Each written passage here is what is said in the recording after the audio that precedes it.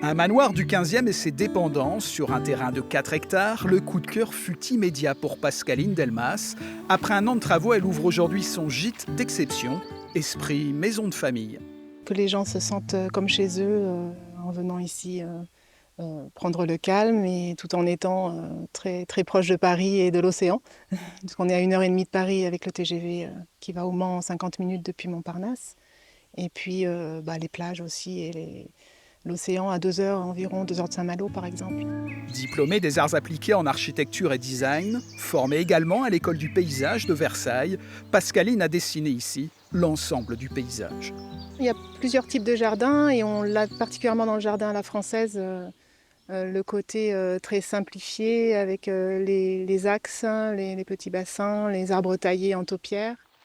Jardin ouvert à la contemplation, il est également nourricier.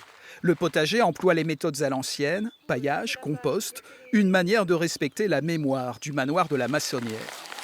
C'est aussi l'histoire du lieu. On est quand même au XVe siècle et les siècles suivants, on doit s'alimenter et donc on a le jardin potager pour les légumes, on a les vergers autour pour les fruits, on a les prairies pour les poules, pour l'âne. Donc c'est quand même une sorte de petit hameau autosuffisant.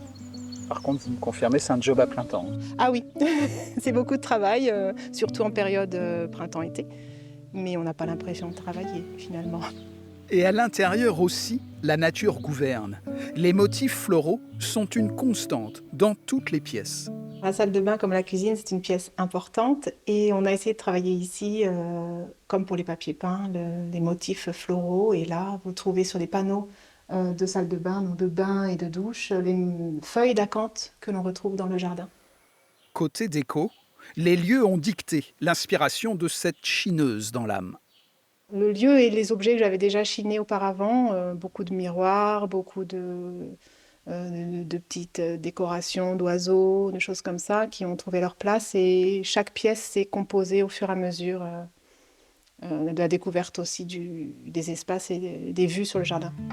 Mais ce petit paradis, véritable leçon d'harmonie, a un prix, 400 € la nuit. Le gîte de la Massonnière souligne l'essor du tourisme de luxe dans un département qui attire de plus en plus une clientèle étrangère.